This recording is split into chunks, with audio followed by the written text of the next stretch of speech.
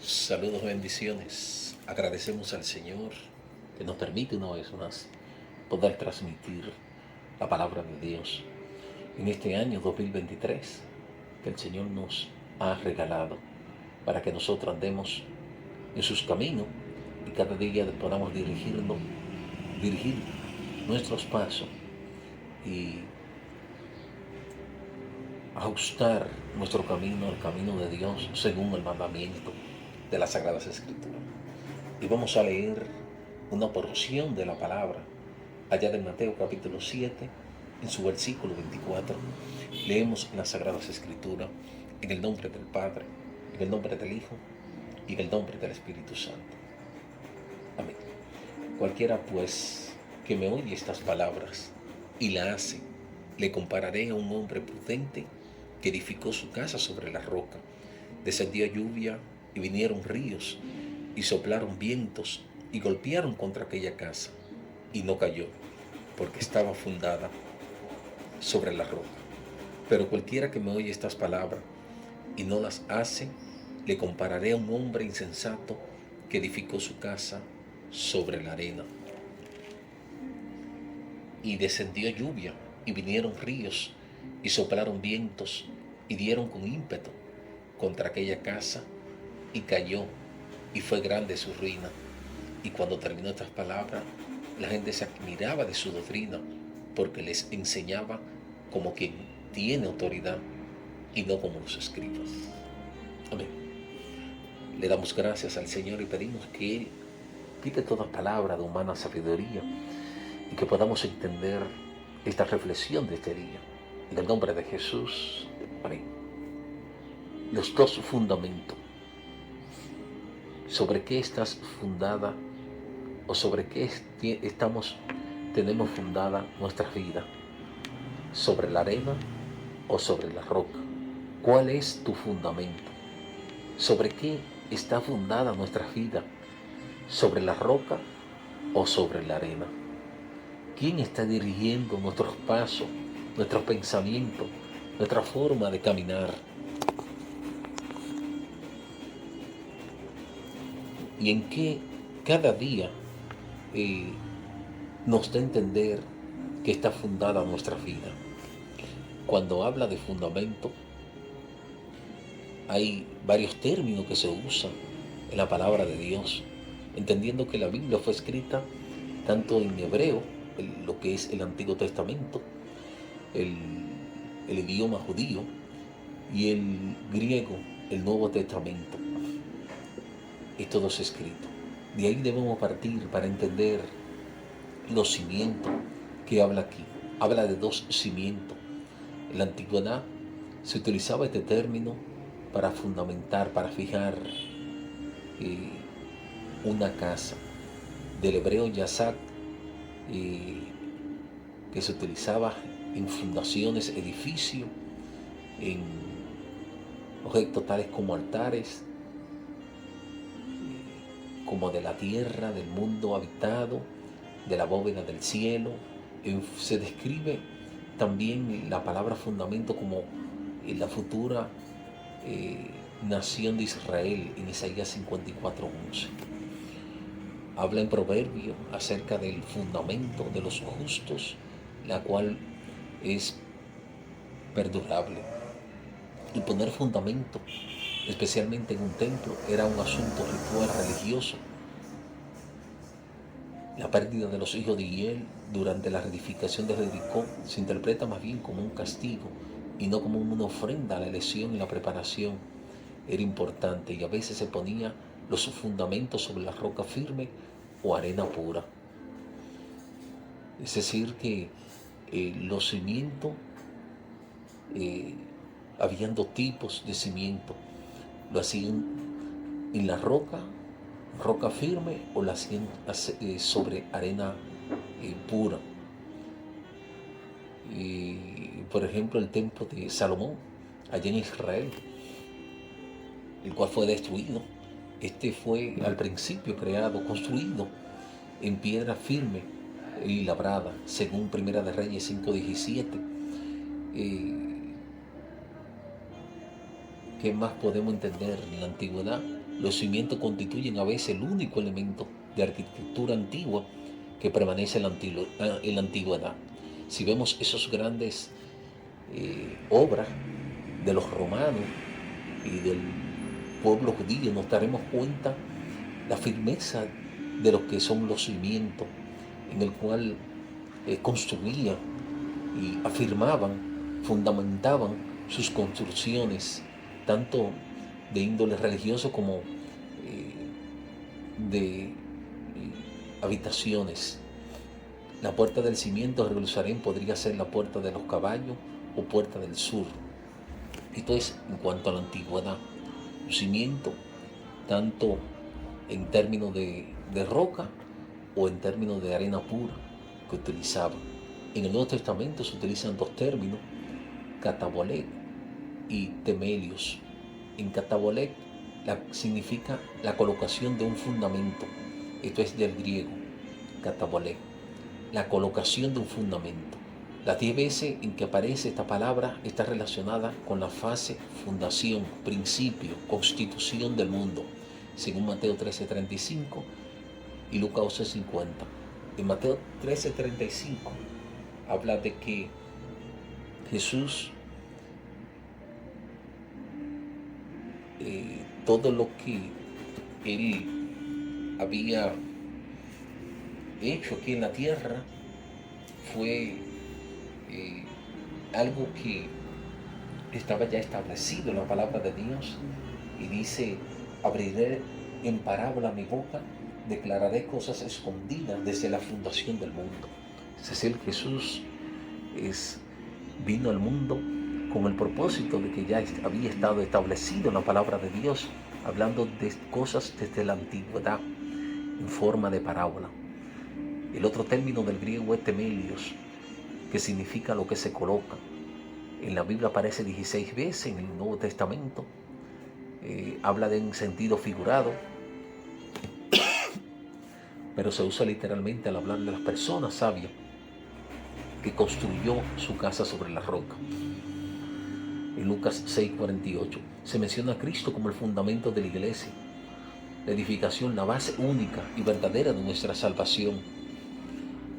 Él es la principal piedra angular, y a los apóstoles, que son los depositarios y propagadores de su evangelio, se los describe como el fundamento sobre el cual se edifican los cristianos, según Efesios 2:20, Apocalipsis 21:14. También se emplea fundamento para el ministerio de cada creyente, Romanos 15:20, y al hacer referencia a la seguridad de sellos de Dios en 2 de Timoteo 2:19. Los primeros principios de la verdad divina constituyen un fundamento del cual dependen todos los demás, en Hebreos 6:1.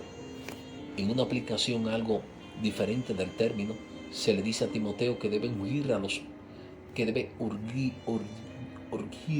a los ricos de este mundo. Se le aconseja que deben de escapar, de no atesorar riqueza, sino ser rico para con Dios, depositar su confianza en Dios, diferente a la situación que se daba en Efesios, que las personas depositaban los tesoros terrenales en el templo de la gran diosa Artemisa, la Diana. Es decir, que cuando hablamos de fundamento, hablamos de construir en sentido figurado, especialmente en el Nuevo Testamento. Y aquí Jesús estaba en el monte. Capítulo 5 de Mateo 6 y 7 nos habla de las primeras enseñanzas de Jesús en su ministerio hace casi 2000 años. Y él mismo habla que cualquiera pues que oye estas palabras y la hace, le compararé a un hombre prudente que edificó su casa sobre la roca. Es decir, Jesús había hablado acerca de la bienaventuranza, había expresado, indicado quiénes son los bienaventurados, los dichosos, los felices. Dice que bienaventurados los pobres en espíritu, porque de ellos es el reino de los cielos. Bienaventurados los que lloran, porque ellos recibirán consolación. Bienaventurados los mansos, bienaventurados los que tienen hambre y sed de justicia. Bienaventurados los misericordiosos, los de limpio corazón, los pacificadores, los que padecen persecución por causa de la justicia. los que son vituperados y perseguidos por causa de la verdad. Dice que debemos alegrarnos y gozarnos. También habló de la sal y la luz. Nosotros somos la sal y la luz del mundo. Habló de la ley, que Él no vino a abrogar, a sustituir, a quitar la ley, sino más bien hacerla cumplir. Habló de la ira, que no debemos dejar que la ira tome el control de nuestra vida.